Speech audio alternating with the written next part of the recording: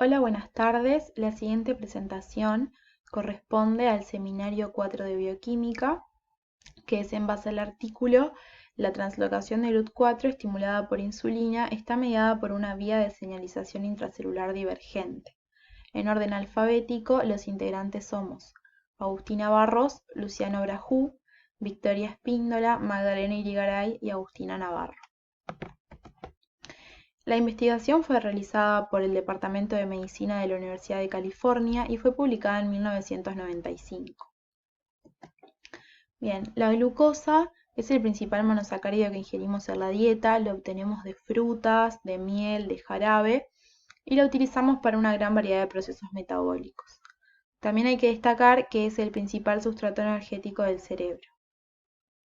La glucosa es capaz de ser transportada a través de las membranas celulares gracias a familias de proteína transmembrana que son las SGLT y las GLUT. En esta investigación es de vital importancia el transportador GLUT4, ya que se encuentra en los tejidos en los que el transporte de glucosa es mediado por insulina, que es el tejido adiposo y el músculo esquelético y cardíaco.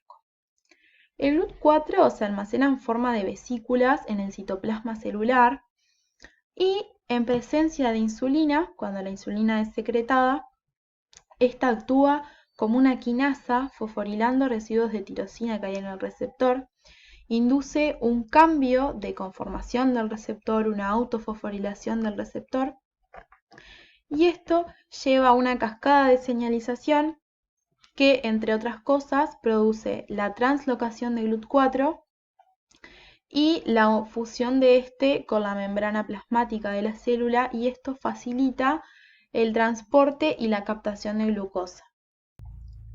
Bueno, como dijo anteriormente mi compañera, la translocación del GLUT4 está inducida por la insulina. Yo voy a dar un breve resumen de lo que es esta sustancia. La insulina es la principal hormona anabólica y la encargada del mantenimiento de los límites superiores de la glucemia y de los ácidos grasos libres. Bien, es secretada por las células beta del páncreas y para realizar su objetivo estimula la captación de glucosa y su utilización en el músculo y tejido adiposo. También lo que hace es aumentar los depósitos de glucógeno en el músculo y en el hígado, y en este último también lo que hace es reducir la salida de glucosa. Como podemos ver aquí a la izquierda, la hormona madura está formada por dos cadenas. Una cadena alfa de 21 aminoácidos y una cadena beta de 30 aminoácidos. Ambas están unidas por dos enlaces disulfuro. Para seguir un poquito con la insulina, vamos a hablar de su receptor también, el cual es una glucoproteína transmembrana.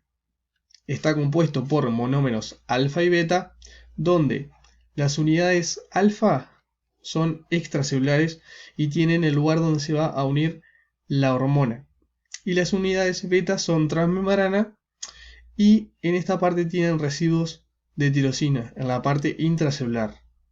Cuando la insulina se une a la subunidad alfa, esto hace un cambio conformacional que provoca que la actividad quinasa de la subunidad beta fosforile a estos residuos, y ahí se inicia toda la serie de procesos en las vías inducidas por la insulina.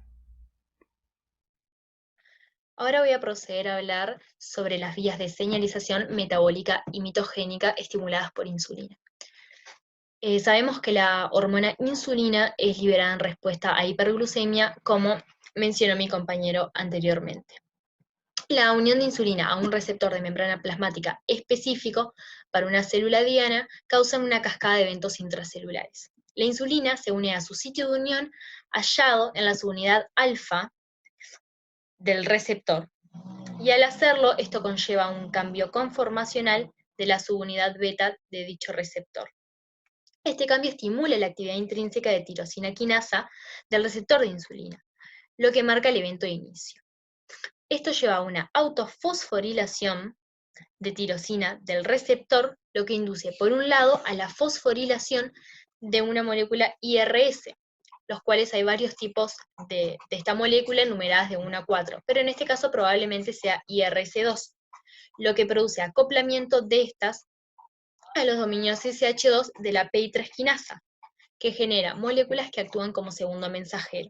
Estas, a su vez, activan a PDK1 y esta enzima propaga la señal a través de varias otras quinasas, entre ellas la proteinquinasa B, PKB, SGK y APKC, todas las cuales intervienen en acciones metabólicas estimuladas por la insulina, como la translocación del GLUT4, actividad enzimática y transcripción de gen. En segundo lugar, la fosforilación de probablemente en este caso IRS1 ocasiona acoplamiento de GRB2, otra proteína la cual contiene dominio CH2, con MSOS, que posibilita la estimulación de la unión de GTP a P21-Ras, que inicia una cascada de proteína quinasa que activa RAF1, MEC y a la MAP quinasa. Estas proteínas quinasas son esenciales en la regulación de la proliferación y diferenciación celular, como crecimiento celular, síntesis de ADN, entre otros procesos. Las fisiopatologías relacionadas con la resistencia a la insulina son las siguientes. La diabetes mellitus tipo 2, también llamada diabetes no dependiente de insulina, que constituye entre el 80 y el 90% de los casos diagnosticados con diabetes, suele presentarse en personas con obesidad y en edad madura, las cuales van a presentar niveles elevados de insulina y la glucosa poco controlada.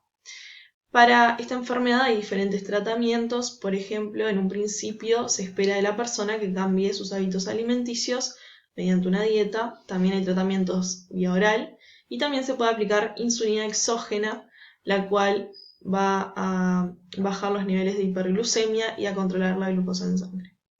Luego tenemos la obesidad, que en Uruguay afecta el 60% de los adultos y un 40% de los niños. La obesidad presenta resistencia a la insulina, ya sea porque hay una disminución en la afinidad del receptor de insulina por la insulina o porque la respuesta de este se ve alterada.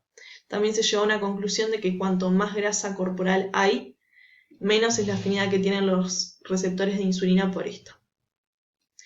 La otra enfermedad mencionada en el artículo es el síndrome de ovarios poliquísticos, que afecta entre el 5 y el 10% de las mujeres en edad fértil, o sea, entre los 15 y los 44 años.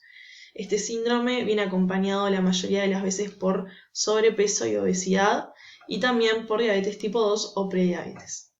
Como dato adicional, hay dos enfermedades que también relacionamos con la resistencia a la insulina, que son la diabetes mellitus gestacional, que afecta entre un 3 y un 5% de las mujeres embarazadas, que después a lo largo de su vida tienden a desarrollar diabetes tipo 2, y también en estudios recientes se vio que la diabetes tipo 2 puede estar relacionada con el Alzheimer, ya que esta genera degeneraciones nerviosas.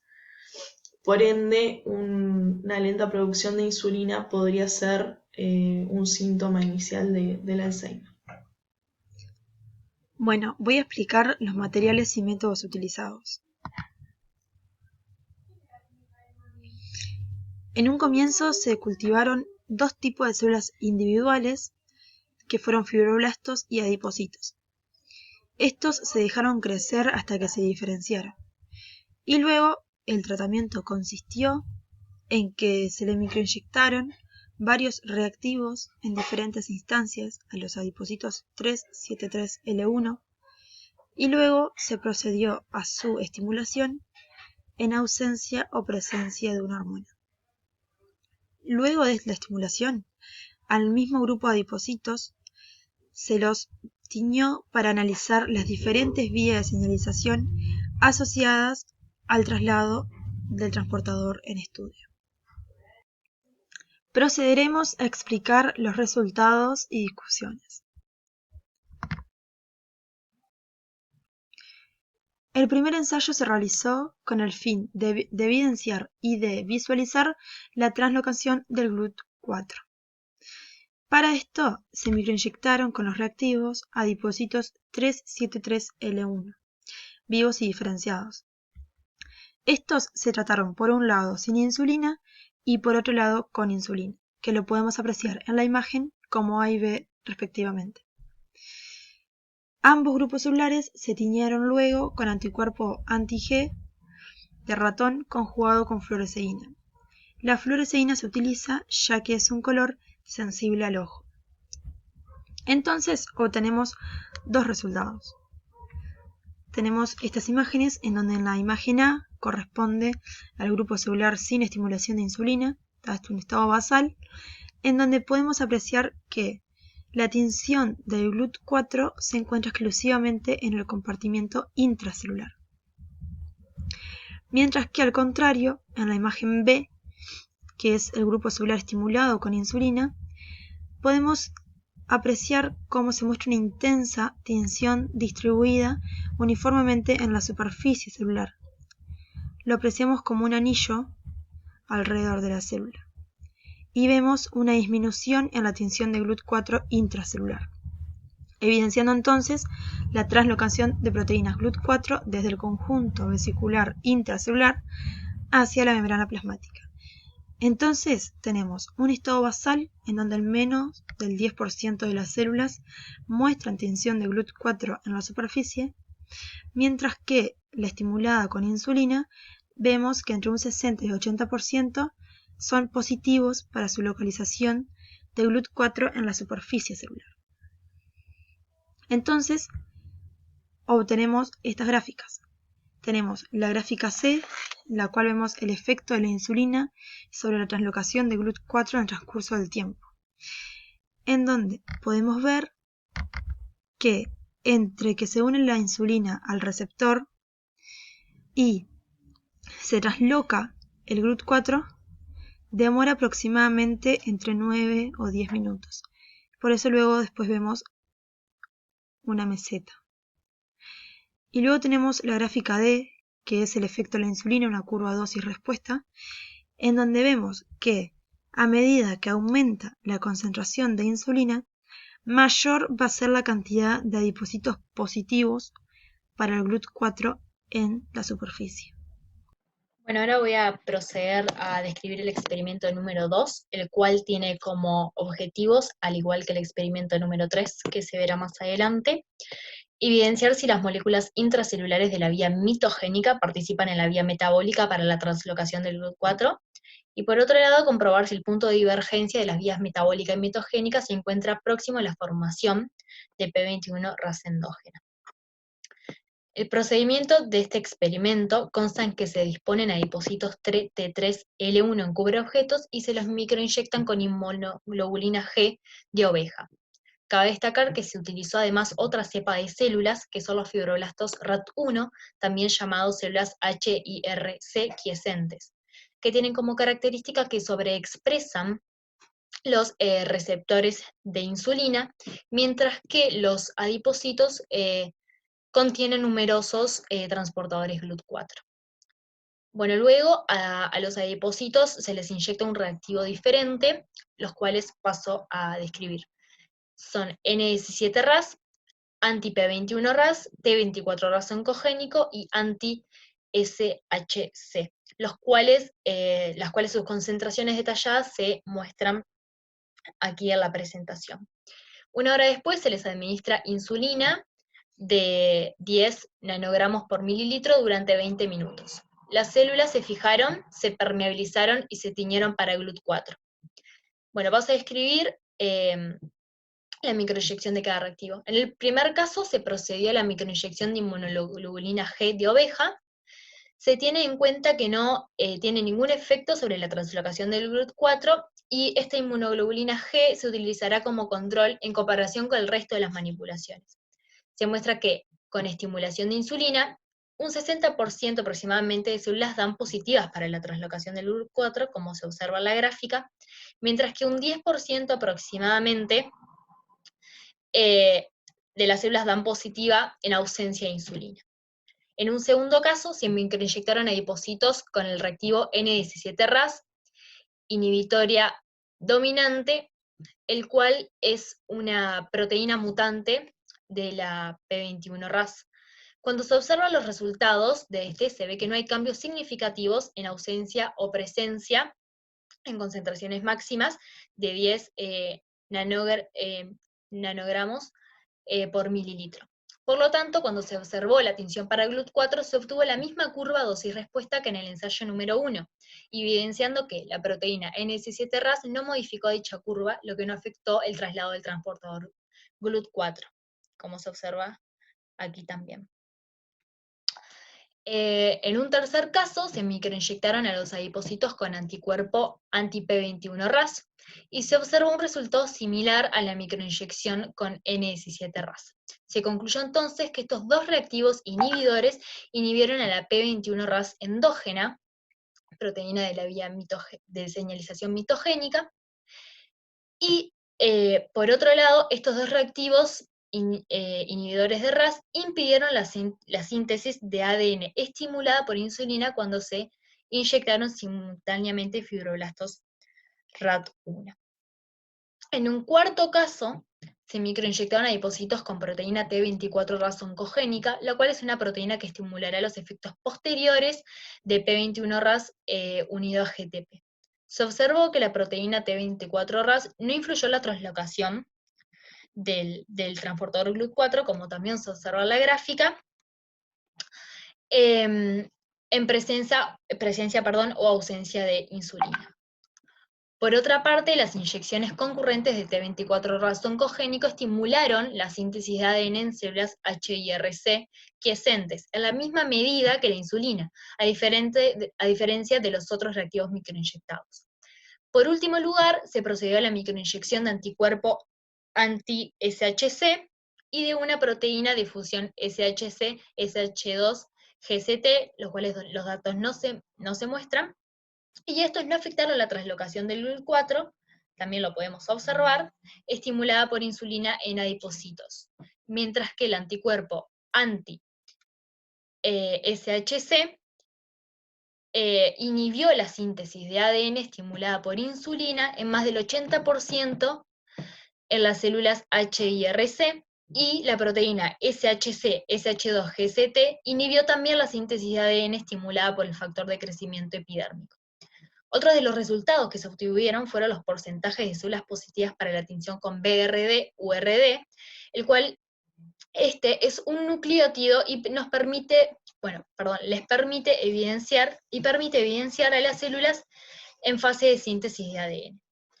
Los porcentajes para luego del agregado de T24-RAS oncogénico fue alto, de un 72%, y entre 20 y 30%, es decir, porcentajes bajos para las microinyecciones de los reactivos restantes. Por lo que, como conclusión parcial, podemos decir que ninguno de los reactivos microinyectados afectó a la translocación del GLUT4 en presencia o ausencia de insulina, como observamos en la gráfica. Y por otro lado, todas las moléculas de prueba utilizadas, excepto el agregado de T24-RAS, inhibieron la síntesis de ADN. Aquí en pantalla podemos ver el experimento número 3, donde se conservan los objetivos ya planteados en el experimento anterior. Y para el procedimiento de este ejercicio se obtuvieron dos poblaciones de adipocitos, donde a uno se le agregó la microinyección de inmunoglobulina de oveja, y a la otra población se le microinyectó inmunoglobulina de oveja más T24-RAS. En esta primera imagen tenemos una microscopía de contraste, lo cual nos ayuda a ver las células del preparado, como su cantidad y la disposición de las mismas. En la imagen de abajo podemos ver la tinción de la inmunoglobulina, donde dejan claro las células que fueron inyectadas por la misma. Estas células son de suma importancia, por lo cual fueron marcadas con flechas, ya que nos ayudarán más adelante a comparar luego de que se le hayan aplicado las tinciones. Aquí podemos observar la tinción para la proteína CFOST, con rodamina nuclear con anticuerpo anti-CFOST. Si vemos, el CFOST es una proteína que está dentro de la familia de factores de transcripción, por lo cual actúan en el ADN del núcleo. Si observamos aquí, vemos un patrón difuso, por lo cual no se observa mucho CFOST, pero si vamos a donde se le aplica también T24-RAS, vemos un círculo denso de CFOST al lado del núcleo, activado, implicado en la síntesis de ADN, y en este por el contrario no. Luego pasamos a la tinción para GLUT4, que es la última y la de abajo del todo. Y observamos que no hay cambios significativos, por lo cual deducimos que el T24RAS no tuvo efecto sobre la translocación de GLUT4. Muy bien.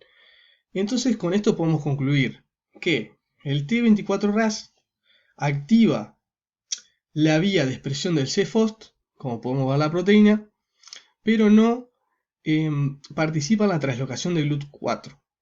Luego, otra conclusión, junto con el experimento anterior, es que la P21RAS endógena no es fundamental para la translocación de GLUT4.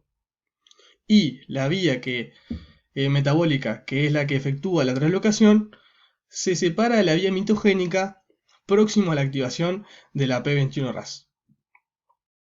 En la siguiente maniobra experimental, los investigadores microinyectaron en adipocitos inmunoglobulina G de oveja como control, una proteína GST de fusión con SH2 y P85 y anticuerpo monoclonal antifosfotirosina.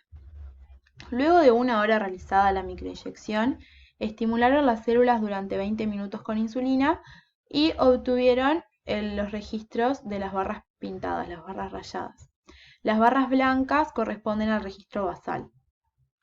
La proteína con P85 se utilizó porque es una subunidad de la PI3 quinasa y los investigadores querían estudiar el rol de la PI3 quinasa en la translocación del GLUT4, la importancia de la PI3 quinasa. Y luego de microinyectada esta proteína, observaron que la translocación de GLUT4 disminuía en un 75%. Por otro lado, el anticuerpo monoclonal antifosfotirosina fue utilizado para evaluar el rol de la fosforilación de tirosina en la translocación de GLUT4 y los investigadores observaron una gran inhibición de la translocación, por lo que pueden concluir, por lo que ellos concluyeron, que tanto la PI3 quinasa como la fosforilación de tirosina son importantes para la translocación de GLUT4. En cuanto a las conclusiones, los investigadores concluyeron que la vía RAS no es necesaria para la translocación de GLUT4 estimulada por insulina, pero es un componente crítico de la vía de señalización mitogénica. También se vio una divergencia de las vías mitogénicas y metabólicas. Y por último, que la PI3 quinasa es una molécula de acoplamiento necesaria, activada por la fosforilación de tirosina que interviene en el transporte de glucosa mediada por insulina. En base a nuestro trabajo y al artículo, nosotros concluimos que el estudio en detalle de las vías de señalización mediadas por insulina es de suma importancia para proveer nueva información sobre su funcionamiento, pudiéndose así mejorar tratamientos preexistentes y crear nuevos fármacos más eficaces para el control de las enfermedades causadas por sus fallas. Estos estudios, sumados a posteriores investigaciones, pueden ser claves para mejorar la calidad de vida de un gran número de personas que padecen estas enfermedades a nivel mundial. Cabe destacar que el artículo es de 1995, por ende, sabemos que la ciencia ha avanzado mucho. En base a nuestro trabajo y al artículo nos surge una pregunta que es la siguiente. ¿Qué es lo que se ve afectado en el receptor de insulina que genera una disminución en la respuesta de los órganos diana sobre dicha hormona, desencadenando así la resistencia a la insulina? A continuación presentamos la bibliografía utilizada para el trabajo. Muchas gracias.